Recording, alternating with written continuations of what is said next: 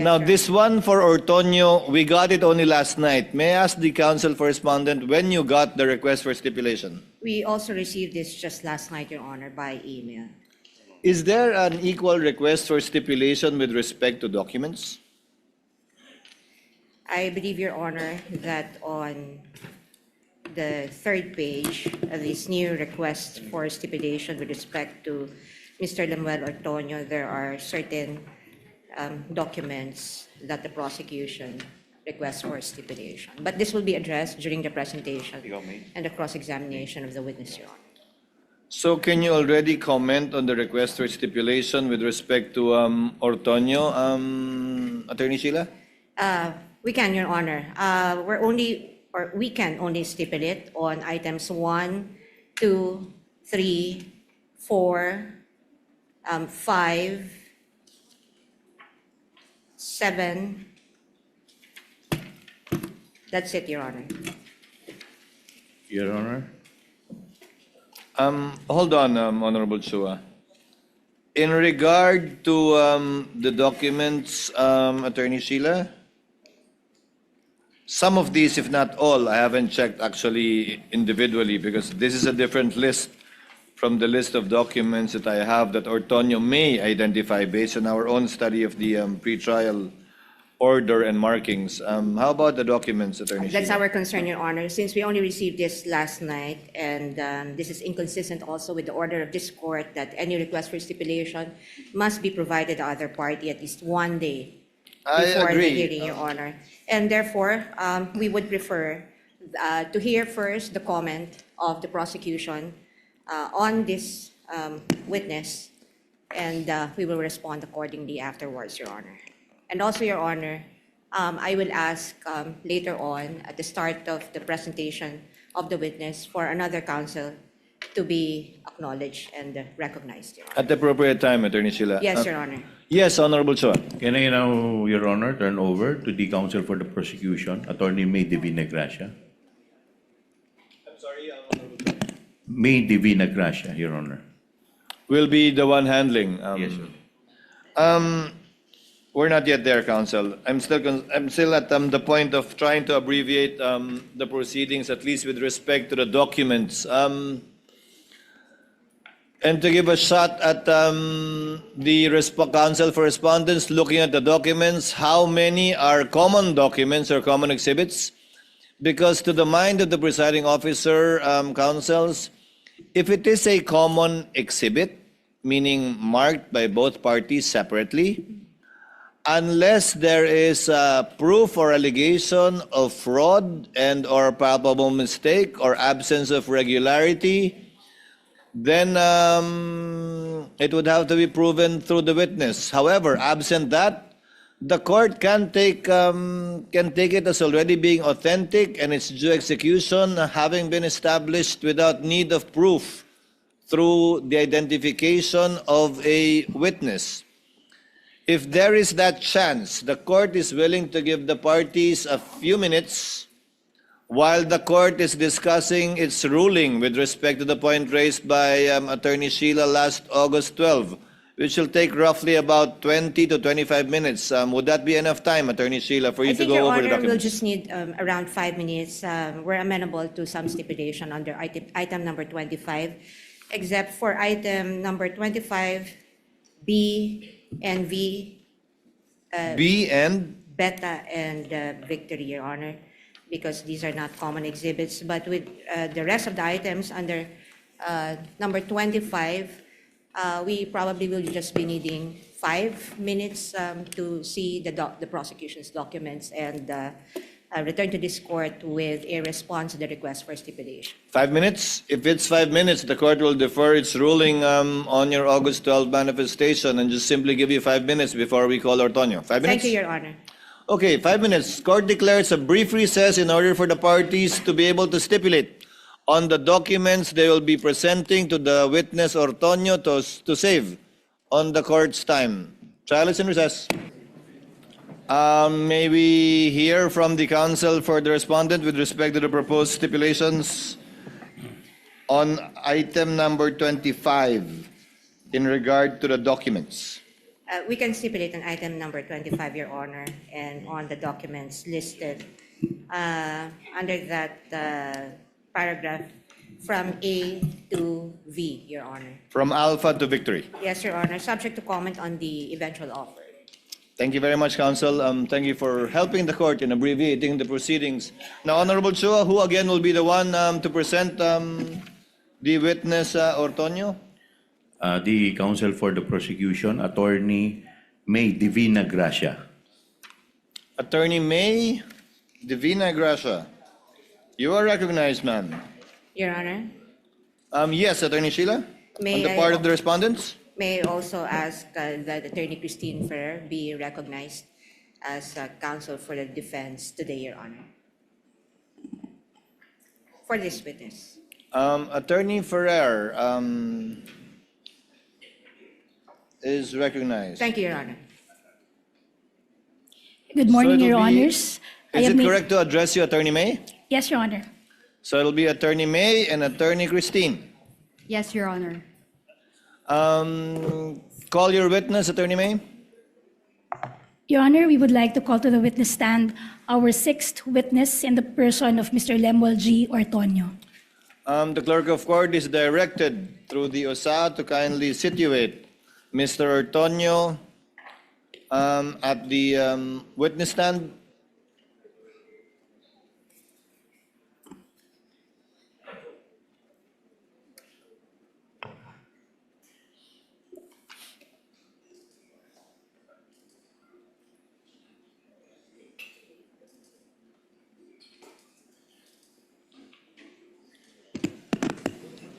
The clerk of court is directed to administer the oath to the witness.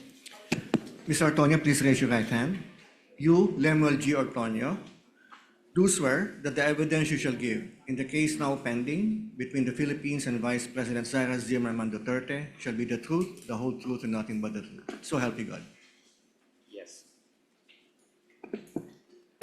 Kindly place on the record, because it was inaudible, that the witness responded in the affirmative by saying yes. Attorney May, your witness for direct examination, kindly make the offer. Yes, Your Honor, but before we proceed to our offer, Your Honor, we would like to just read for the record the matters that were already stipulated on, Your Honor, for avoidance of doubt. You may do so, counsel. You may proceed. So, first, that the witness, Mr. Lemuel G. Ortonio, is the Assistant Secretary and Assistant Chief of Staff of the Office of the Vice President. Second, he holds the position of Assistant Secretary at salary grade 29. Third, his appointment is coterminous with the term of the Vice President. And fourth, his position is one of trust and confidence. May the defense kindly confirm if those are all the matters that you're willing to stipulate on. As well as, sorry, Your Honor, they're also stipulating on the authenticity and the genuine execution of the documents listed in paragraph 25 of the request for stipulation. Attorney Christine? Yes, Your Honor, subject to cross-examination. Duly noted. Kindly proceed with your offer, Attorney May. Your Honors, we are offering the testimony of Mr. Lemuel G. Ortonio to qualify him as a hostile witness and to prove the following. Number one, the confidential funds answered to no legitimate confidential purpose. The amount was requested before the supporting plan was produced, and the 2023 plan just repeated the operative language of the 2022 plan. Nauna ang 250 million, sumunod ang plano matapos itong hingin ng DBM. Hindi plano ang nagtakda ng halaga. Ang halaga ang nauna sa kahinabol ng plano. Number two, the respondent's handprints are on every document that mattered. Mula request hanggang liquidation, nasa mahalagang dokumento ang kanyang otoridad at pag-aproba.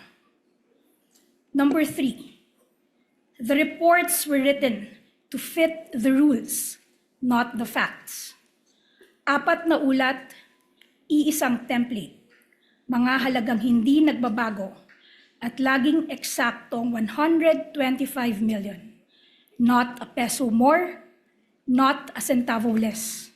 Walang natira, walang sinaulit.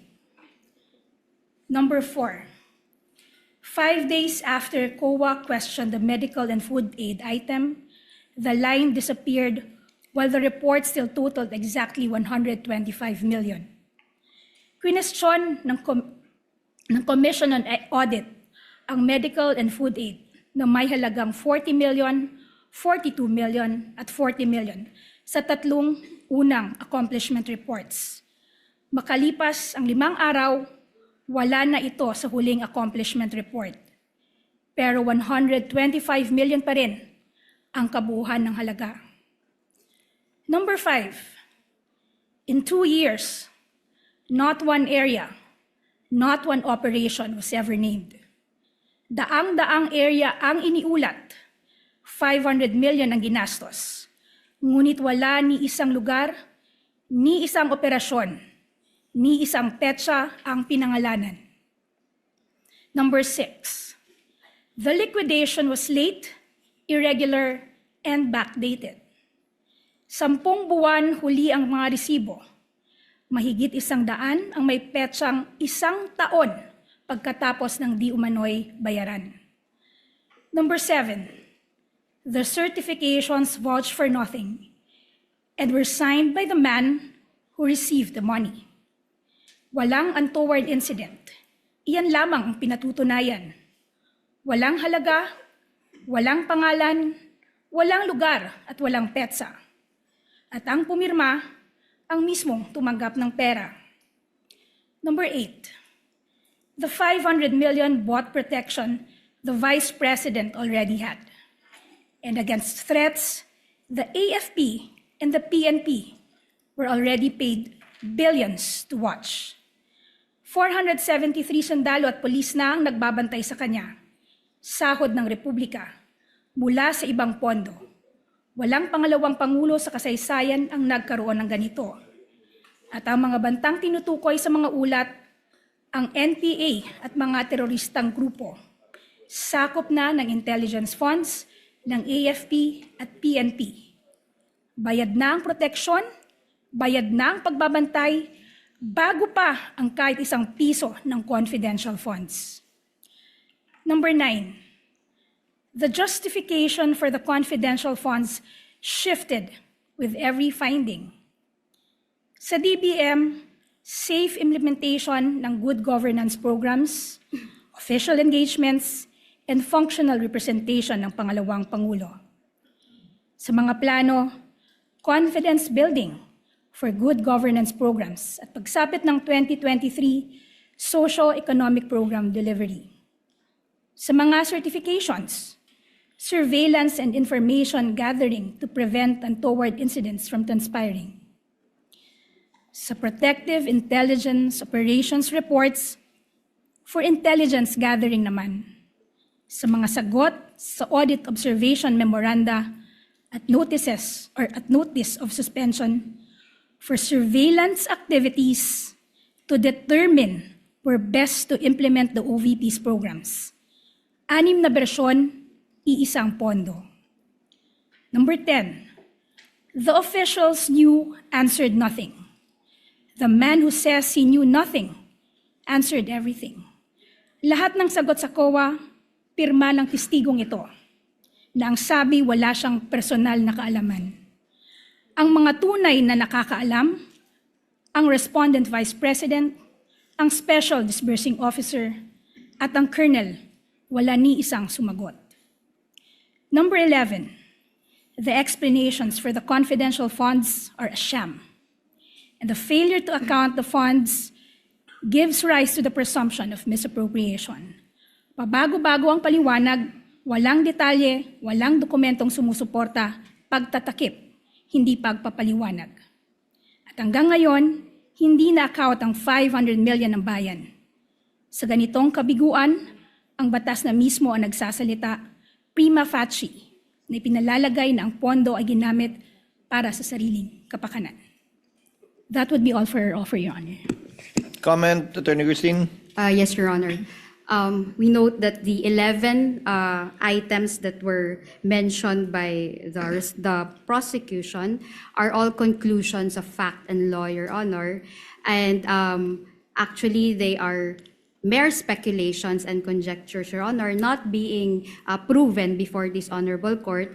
And they are all theories and, with all due respect, sound bites, Your Honor. Nevertheless, we will cross-examine the witness to verify the allegations or to disprove the allegations of the prosecution. If Thank I you. may They may be statements of fact or law, counsel, but that's what they seek to prove.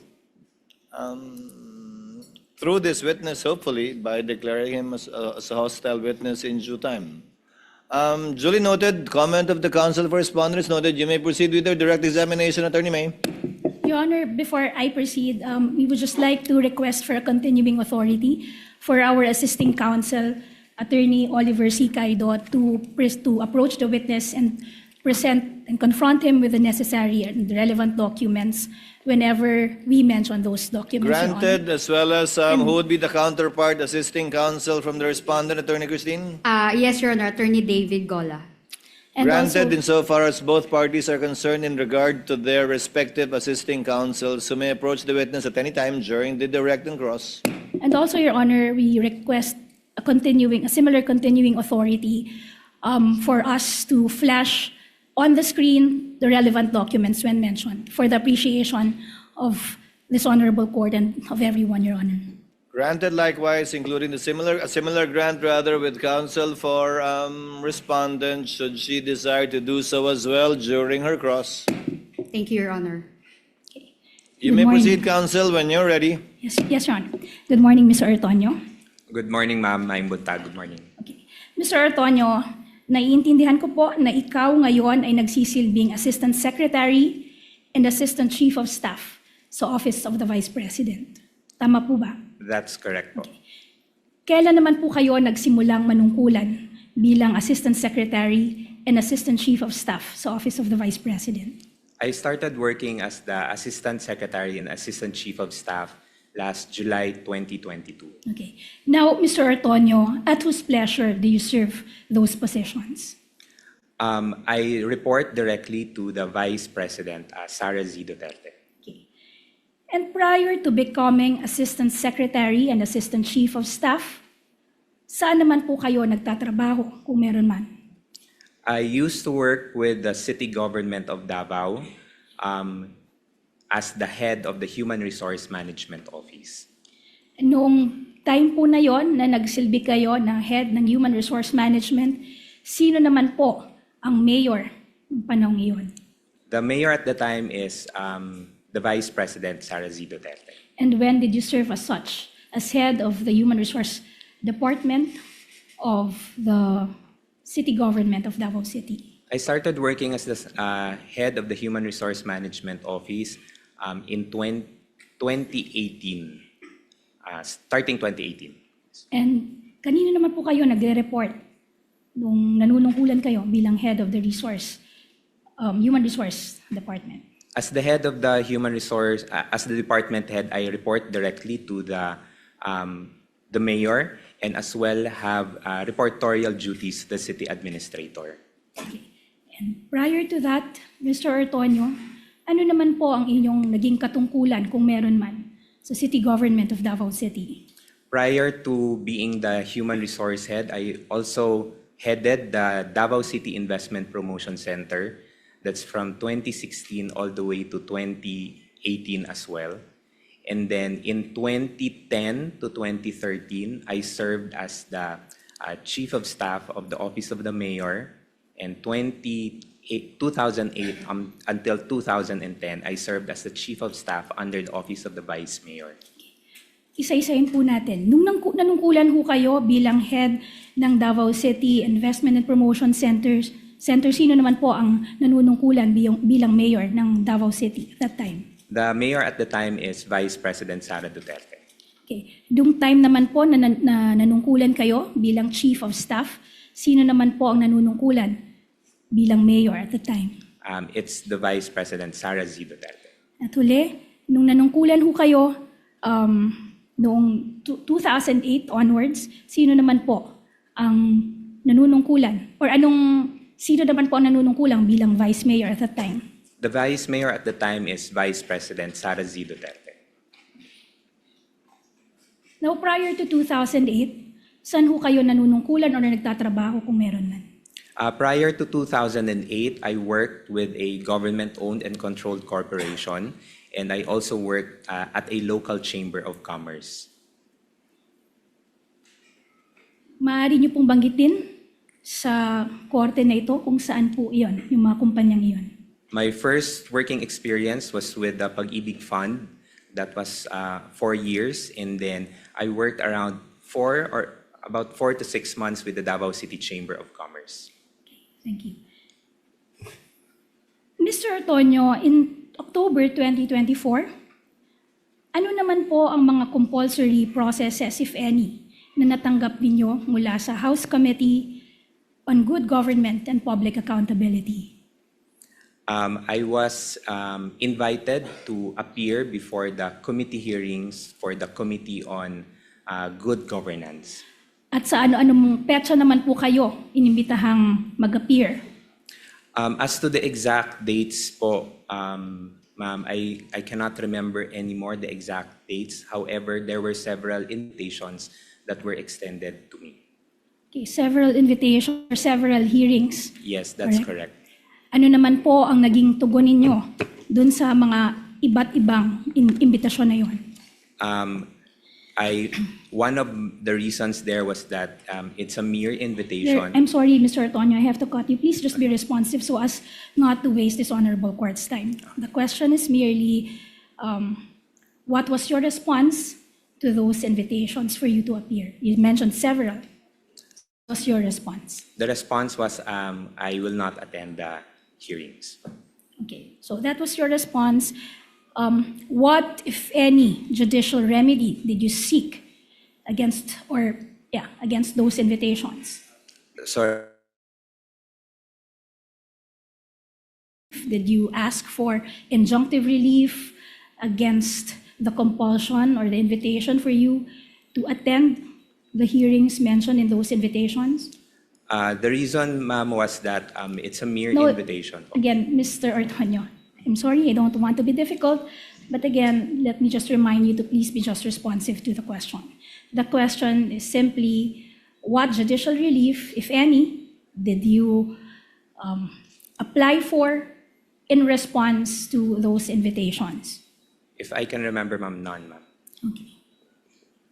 And what was the subject matter of those hearings where you were invited, if you know? It's regarding the confidential funds.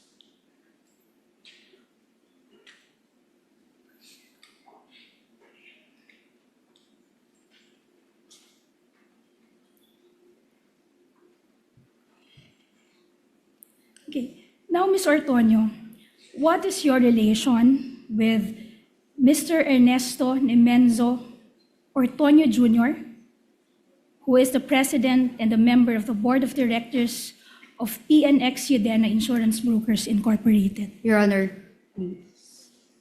Attorney Christine? relevance, Your Honor. It is very much relevant, Your Honor, because this would prove that this witness and the respondent move in the same social circle.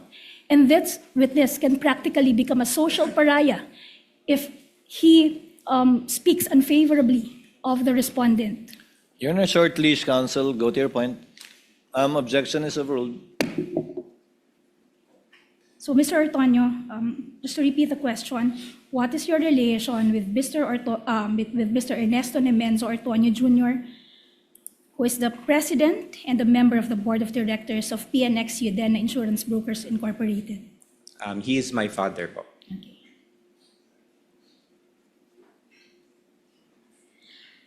At ano naman po ang relasyon ng PNX Udena Insurance Brokers Corporation sa Udena Management and Resources Corporation,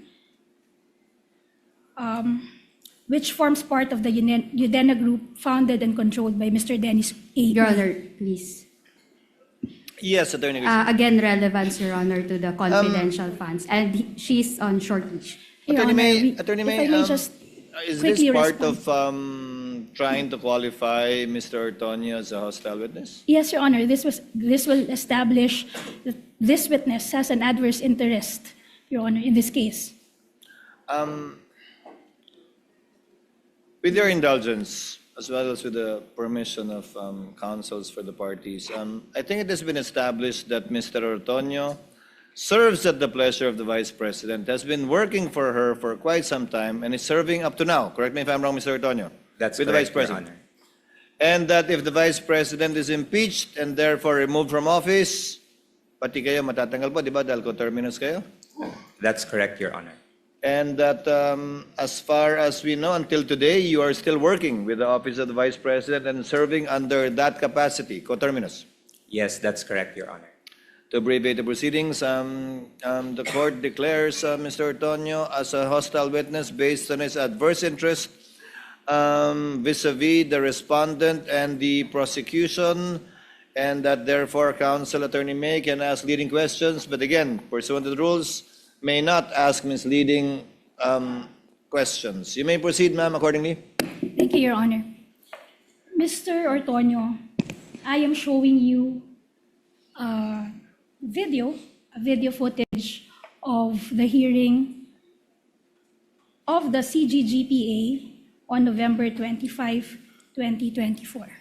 May I request, Your Honor, our assisting counsel who is stationed at the technical booth to play the said video footage.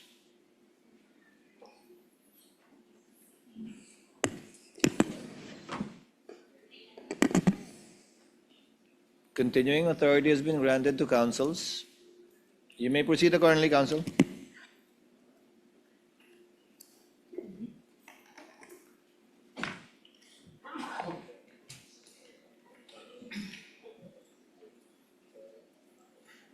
Office of the Vice President. Mr. Lemuel G. Artonio, Assistant Secretary and Assistant Chief of Staff. Ms. Winnie G. Diego, Chief of Public Thank you. Assistance. Okay. Mr. Ortonio, ano ang relasyon mo sa Lemuel G. Ortonio na nabanggit sa video na aming pinakita? That's me po, ma'am. Okay. At ano naman, at tama ba, kinukumpirma mo ba na ang event na recorded dyan sa video footage na yan ay ang hearing ng CGGPA noong November 25, 2024? That's correct po. At Mr. Ortonio, maaalala mo ba na sa hearing na yan, sinabi mo, and I quote, you provide overall supervision for the internal affairs of the Office of the Vice President, end of quote. That's correct po. At pinapatutuhanan mo rin ba na kasama ng supervision na yan, ang supervision sa Administrative and Financial Services Office at Strategy Management Office ng Office of the Vice President? That's correct po. Ngayon, Mr. Ortonio, tama bang sabihin ng Administrative and Financial Services Office, ito ang opisina sa Office of the Vice President na in charge sa pangkalahatang budget ng OVP? That's correct po. Kasama dito ang budget preparation, That's correct. budget disbursement, accounting, at liquidation. That's correct. And since you exercise supervision over this office, sa pangkalahatan, tama bang sabihin, generally, walang pondo ng OVP ang hinihiling, nilalabas, ginagastos, o inililiquidate na wala sa inyong kaalaman at supervision? Tama ba? Generally, Mr. Ortonio. Generally, Yes. yes.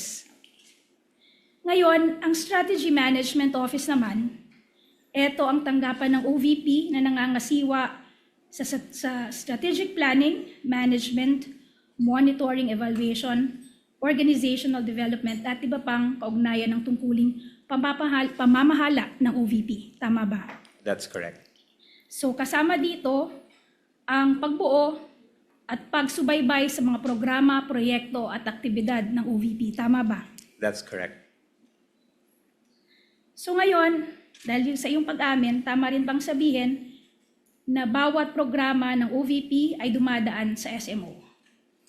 For all the activities. Yes. At dahil kayo ang nagsusuperbisa sa SMO, kayo rin ang nagsusuperbisa sa mga programa, proyekto at aktibidad nito. Tama ba? General supervision po. Yes. In short, or sa madaling salita, bawat programa ng OVP ay dumadaan sa inyong supervisyon ng 2 beses.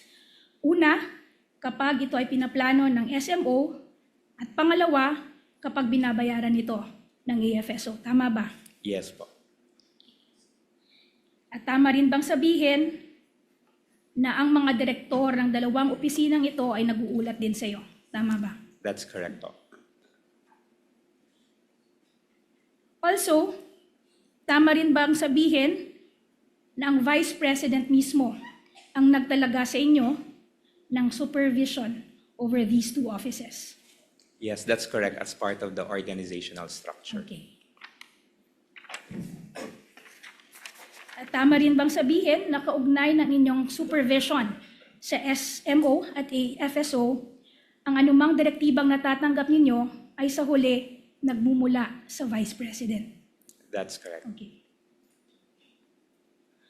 At tama rin ba na sa pagganap ng inyong mga tungkulin, sa huli kayo ay nasasaklawan ng mga direksyon at instruction ng Vice President? That's correct. In short, the official acts that you perform in the discharge of those responsibilities are done pursuant to the authority vested in you by the Vice President. That's correct.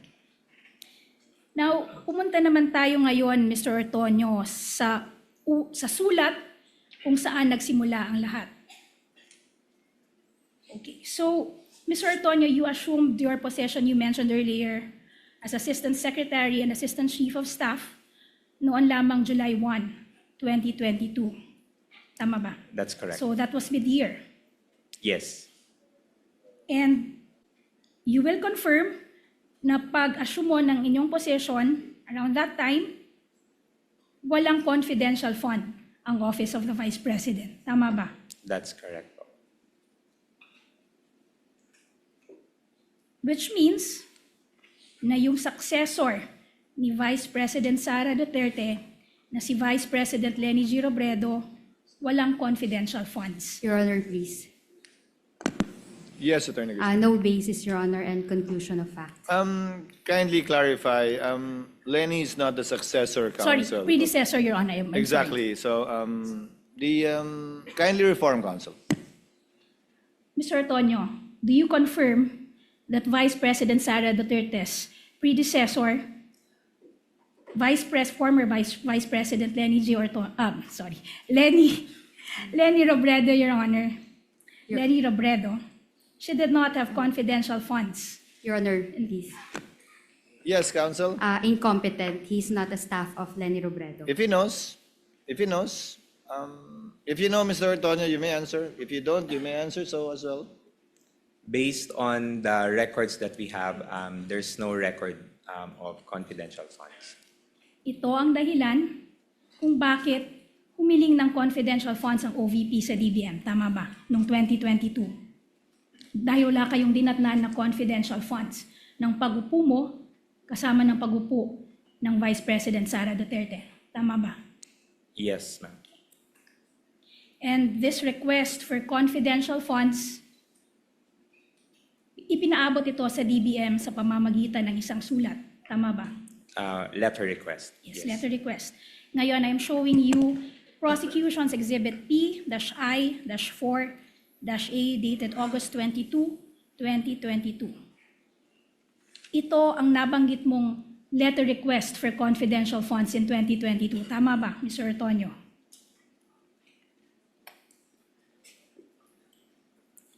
Yes, correct.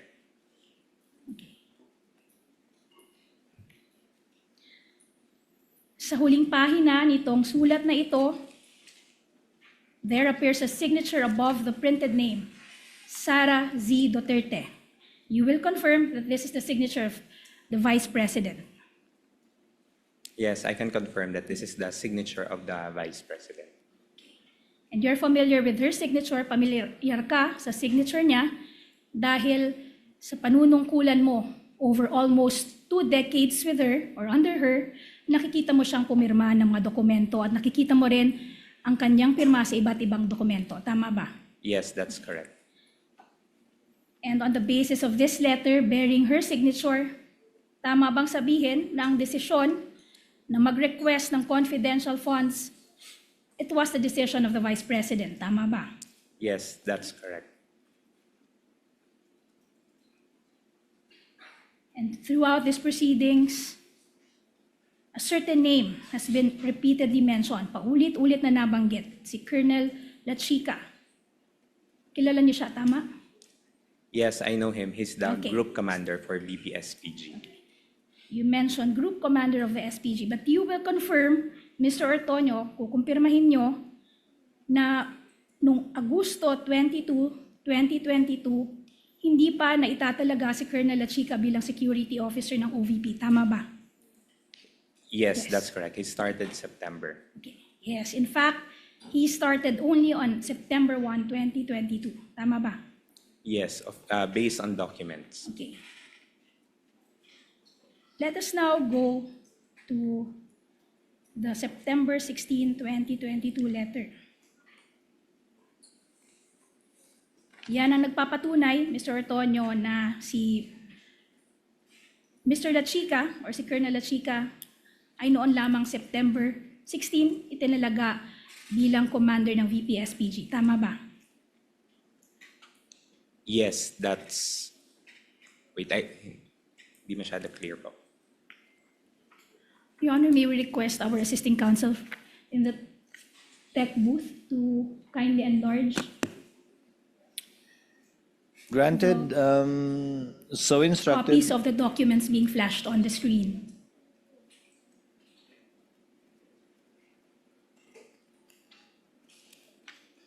Sir, what's the question again, ma'am? Etong sa letter na ito, pinapatotohanan nito na si Colonel La Chica ay inappoint lamang o itinalaga lamang bilang commander ng VP-SPG noon lamang September 16, 2022. Tama ba? Yes, for... Ma'am, I think the memorandum is the designation of Colonel La Chica Sorry, as security officer. security Yes, officer. security officer. As security officer, based on the document. Yes. Now, balik tayo dun sa letter dated August 22, 2022. Dito sa letter na to, you will confirm that the OVP requested 4 items. 1, augmentation of financial assistance and subsidy.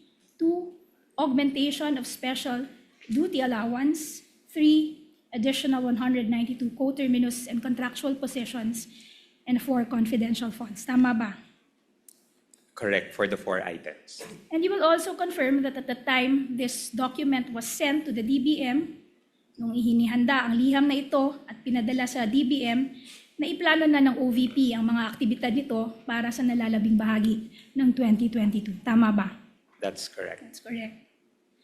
Sa katunayan, para sa unang 3 kahilingan, nakapagbigay na ang OVP ng basihan ng mga hiling na halaga. Nakalagay dito ang computation kung paano nakuha ang halagang hinihiling. Tama ba? That's correct. That is for the first 3 requests, the augmentation of financial assistance and subsidy, augmentation of special duty allowance, and additional 192 co-terminus and contractual positions. And dahil rin, na-plot out niya na yung mga activities, programs, and plans ng OVP ng time na yan, nakapaglakip na rin kayo ng supporting documents for the first 3 requests. Tama ba? Yes, that's Pati correct. yung projections, mga relevant projections for these 3 requests. That's correct. But, Mr. Ortonio, kinukumpirma mo rin na for the OVP's request for confidential funds, in this letter, walang computation na binigay. Tama ba? Let's limit the answer to the letter. In that letter, no computation was provided. Tama ba? That's correct. No There was computation. also no projection provided in the same letter. Tama ba? Yes, that's correct. And also, there was no physical and financial plan attached to the letter. For this letter request, Yes, ma'am. none. In fact, there was no attachment supporting the OVP's request for confidential funds. Correct? There were no attachments, ma'am. Yes, there were no attachments in support of your request for confidential funds. Tama? Okay. Mr. Ortonio?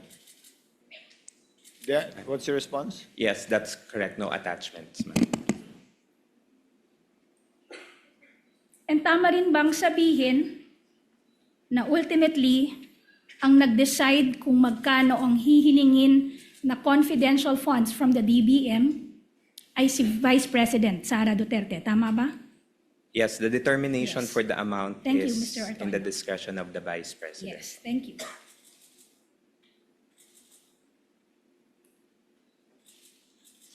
Now, going back to the letter, dahil wala kayong binigay na computation, projection, or supporting documents, ang tanging nilagay lamang ninyo sa request ay ang explanation kung bakit kayo humihingi ng request. Tama ba? That's Yes, correct. That's correct. And the explanation and the justification that you gave was, and I quote, for and in consideration of the safe implementation of the various projects and activities under the Good Governance Program and the conduct of official engagements and functional representation in international and domestic events as instructed by the Vice President. End of quote. Tama ba? Yes, as instructed by By the the Vice President. President. As instructed by the President. Okay. In that same letter, you also stated, and I quote,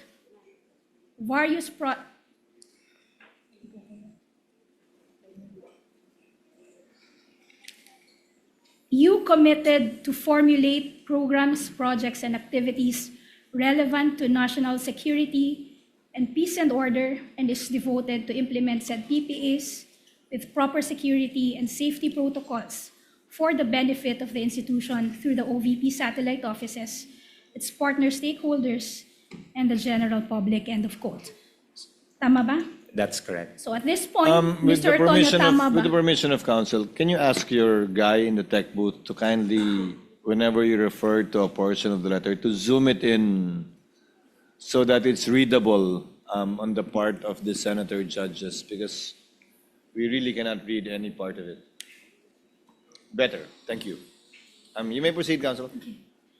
So tama ba, Mr. Ortonio, na sabihin na nang pinadala ninyo ang sulat na ito, ang OVP, wala pang programs, projects, and activities na na-identify relevant to national security and peace and order? Tama ba? Dahil sabi dito sa letter, you just commit to formulate programs, projects, and activities relevant to national security and peace and order. So at that point, wala pa. Tama ba? Based on the letter, ma'am, yes. there is a commitment to submit the Yes. plans and programs. No, Mr. Tonyo, walang sinasabi dito na you commit to submit plans and programs. Ang sinasabi dito, To formulate. programs, projects, and activities. Tama. Correct.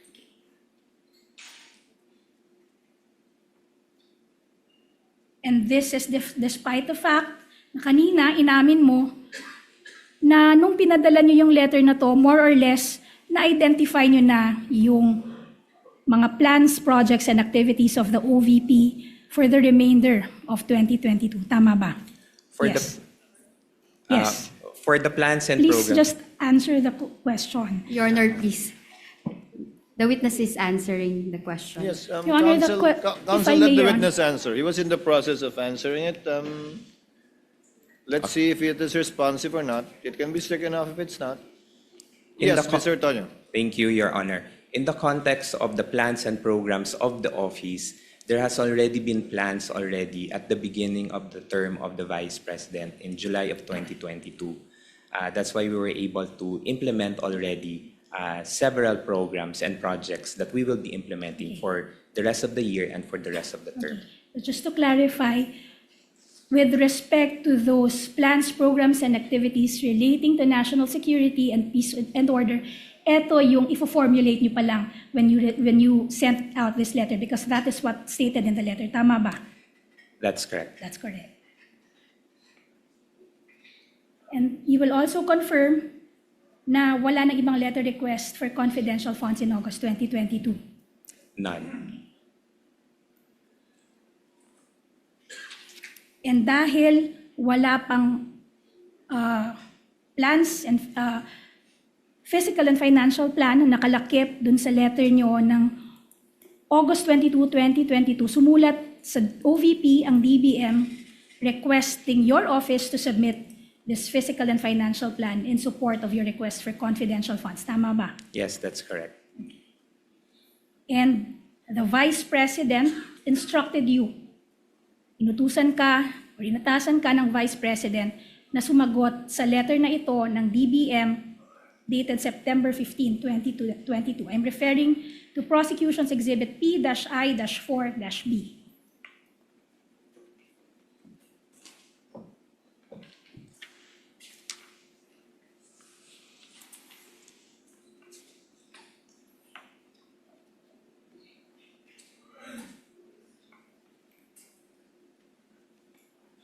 Yes, we are in receipt of this Okay. communication.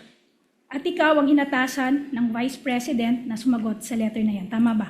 As part of my duties as the Assistant Chief of Staff, I regularly respond to communication addressed to the office. Okay. But the Vice President knew very well that it was you who was responding to that letter of the DBM, correct? Yes, because as Okay. part of my Yes. duties po.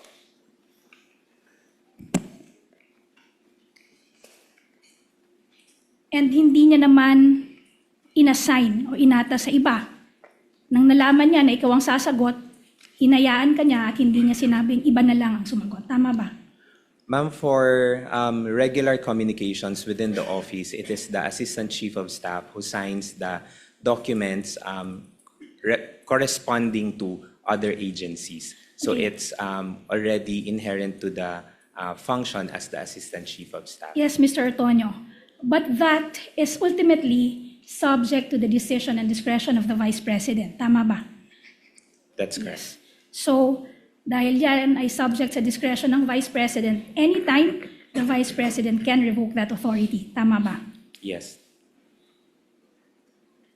Now, following that instruction, you wrote a letter to DBM dated September 19, 2022. Tama ba? I'm referring to Prosecution Exhibit P-I-4-C. While you're showing the witness, Attorney May, the August 22, 2022 letter, what's the exhibit marking of that document, if any? For the record. Sorry, Your Honor. P-I-4-A. P-I-4-A. Thank you. Witness may answer pertaining to the September 19, 2022 letter, if you're aware of it. Yes, I signed this transmittal letter to the DBM. And in that letter, tinukoy ninyo ang Joint Circular 2015-01. Tama ba? Yes. So you must be familiar with that Joint Circular. Tama ba? I'm familiar Yes. to a certain extent. To a certain extent. At iyak binasa at naunawaan nyo rin ito. Tama ba? Yes. Yes. Because, Mr. Ortonio, you're an intelligent witness. You graduated with a bachelor's degree in arts in Ateneo de Davao University. Tama ba? Communication arts. Communication arts. You also have a master's in development program from the University of the Philippines. Yes, development communication. Development communication. And another master's of arts in psychology, is that correct? From Yes. Southville International School and Colleges. That's correct. And the diploma course from the Ateneo de Manila Center for Organization, Research and Development. That's correct. In fact, you worked as a professor, nagturo ka sa Ateneo de Davao University. Tama ba? Yes, for 1 semester only. Now, going back to the letter, in that same letter, ipinadala nyo sa DBM ang physical and financial plan. Tama ba? Yes, that's correct. And that was the first time. Yan yung unang pagkakataon na nag-submit kayo ng physical and financial plan sa DBM in support of your request for confidential funds. Tama ba? Yes, that's correct.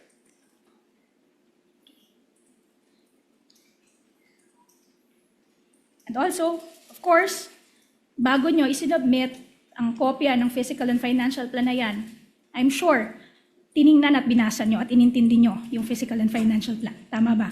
Yes, I read the PFP.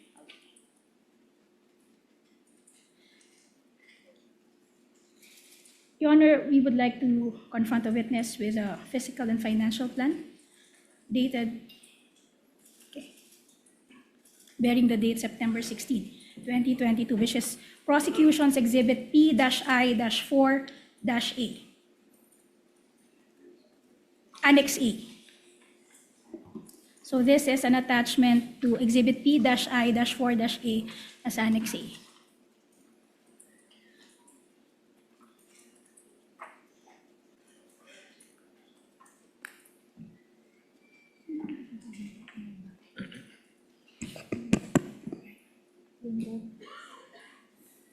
Okay, Mr. Ortonio, dito sa box na may nakasulat, prepared by, may kasama ring petsa, September 16, 2022.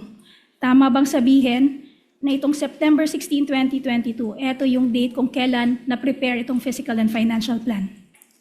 Based on the document, ma'am. Yes. Yes. Okay. Ibig sabihin, nung nag-request kayo ng confidential fund in August 2022, wala pang nape-prepare na physical and financial plan. Tama ba? Yes.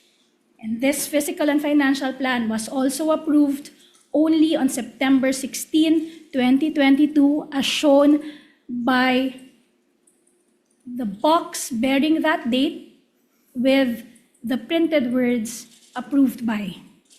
Tama ba? Yes, based on the document. Based on the yes. document. At dyan sa box na may nakasulat na approved by, may pirma ulit. Above the printed name, Sara, Duterte. Yan ay pirma ng Vice President. Siya mismo ang pumirma niyan. Tama ba? Yes, that's her signature, ma'am. At dahil walang naka-countersign katabi ng kanyang signature, tama ba na yung dokumento na yan went straight to her without yourself or anyone reviewing that for her? Tama ba? I can just personally say, ma'am, that the document, ma'am, did not pass through my office. Okay. Before you continue, counsel,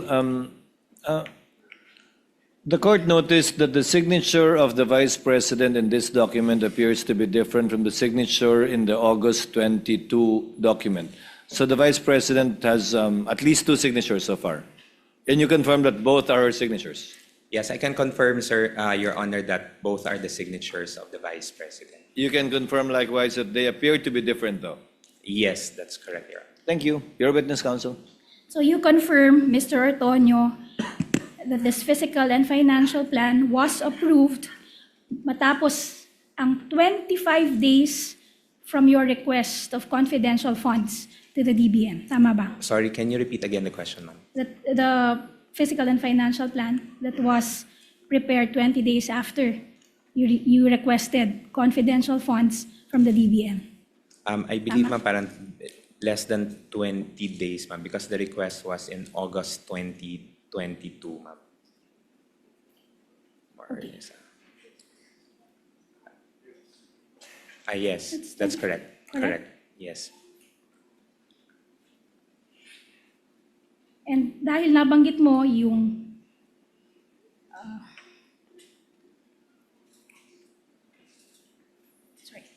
now, the physical and financial plan indicated the supposed PPAs for which the confidential fund was allotted. Tama ba? Yes, that's correct, based on the document. At ang nakasaad dito ay good governance program. Tama ba? Yes, There that's was correct. no itemization of the programs and activities that will be funded by the requested confidential funds. Tama ba? Yes, ma'am, based on the document Yes. presented. And you will confirm that this good governance program, it's not just one particular program of the OVP. Tama ba? Yes. It is in fact, kukumpirmahin nyo na itong